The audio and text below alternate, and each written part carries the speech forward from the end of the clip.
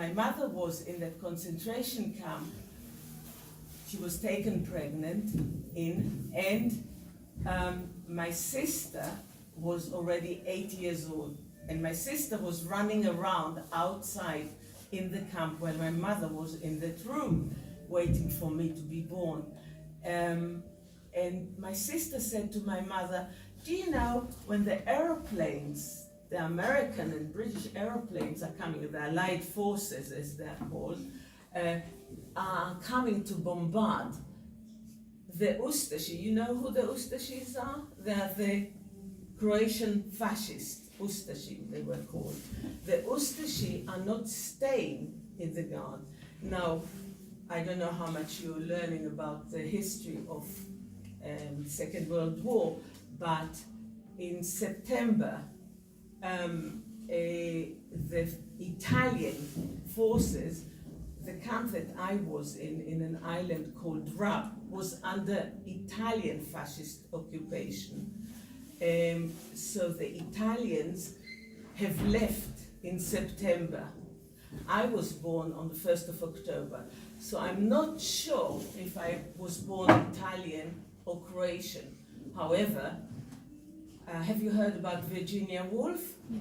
Virginia Woolf was saying, as a woman, I'm a citizen of nowhere and everywhere. And myself in my life, I like the fact that I cannot say that I'm Israeli, Croatian, Italian, United States. It's lovely not to have really a nationalist identity. Anyway, he gave me the name Nedira. My sister told my mother that the Ustashi, who were then taken over from the Italians, are not staying at the gate when the aeroplanes are coming. So my mother said to my sister, be ready. The next time we hear the aeroplanes, we are walking out of this camp. And again, the same rabbi gave my mother a lot of clothes. And when I was very old, 4 days old, my mother tied me to her body, and she and my sister walked out from the camp to the coast. When they reached the coast, my mother said, what have I done? The aeroplanes will leave in a minute, and we will be found, and then it's going to be terrible. And she saw a little fisherman with a small boat just leaving it was October, as I said, and the Adriatic was really very frothy. She screamed and called, and he came back, and she said, can you take us to the next island? Wherever you go, that's okay, take us. And he was rough and not shaven and drunk, and she was terrified. She said, okay, I'll either die there or I'll die in the sea, never mind. So they went on the boat, and as the boat left, the men turned around to her and said, you escaped from the concentration camp? And she said, yes. And he said to her, I'm not a fisherman, I'm a partisan, and I also used the aeroplane as a cover to escape. So he took her to the person who organized the group, and there were a group of people, all refugees who came from various places and were on the way along the Adriatic going towards Bari. Bari was the destination.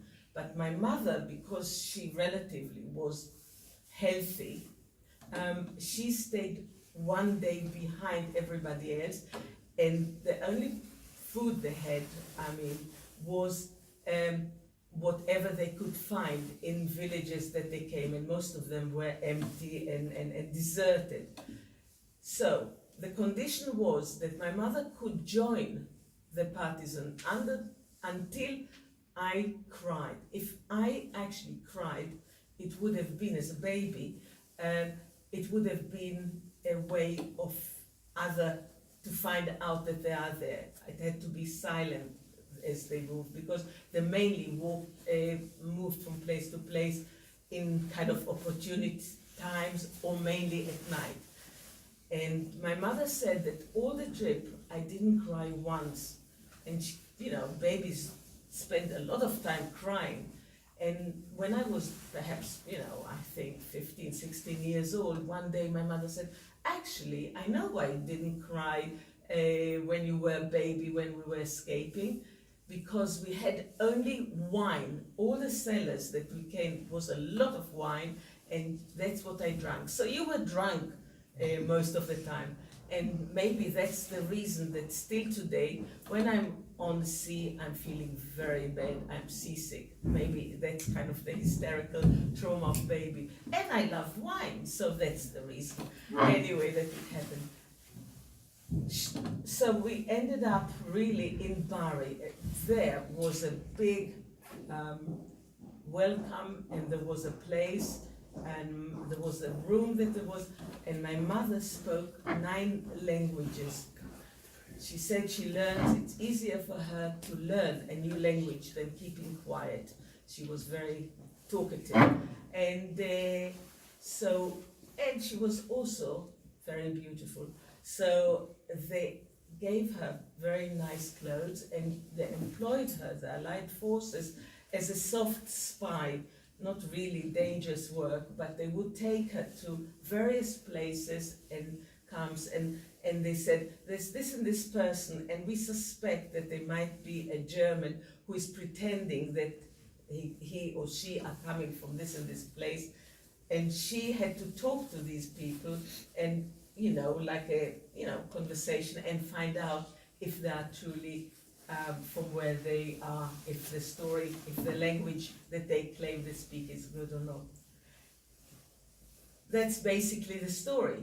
Then, many years later, about 25 years ago, I was lecturing at the university I'm an art historian by profession, and I was lecturing at the university, and a friend of mine, an Italian woman from Bologna, was telling me, because she was interested in architecture and art historian, she was saying, oh, look at these lovely buildings in southern Italy, and in the summer I love going to stay there. And I said, wow, they're wonderful. When I'm going to retire, I'm going to have one of these places. I can see myself feeling very happy in them.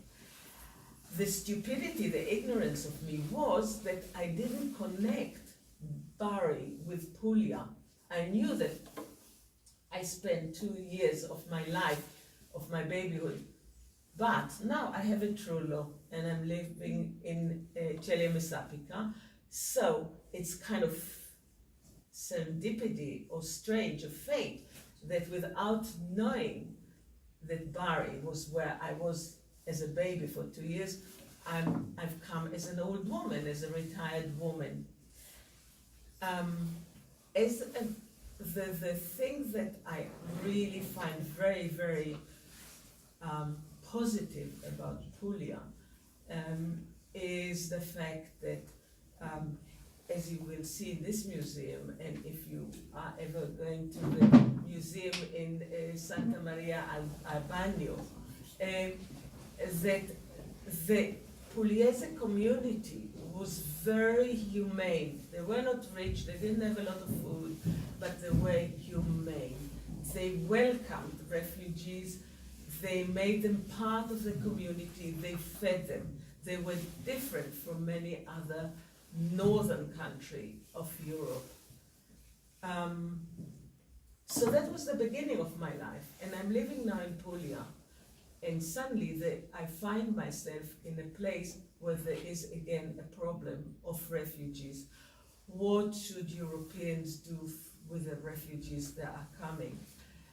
And of course, what will happen will depend on what people in Puglia, you, the generation, are the ones where the future is, and you will have to think whether you feel that economic benefit and comfort, or your fear about your own culture, is going to be more important than being humane and really human being and civilized. Thank you, Nedira. If you have any questions or any comments to make, please feel free. Do you? No? Okay. That's fine. Take care. Grazie. Bye-bye. Thank you.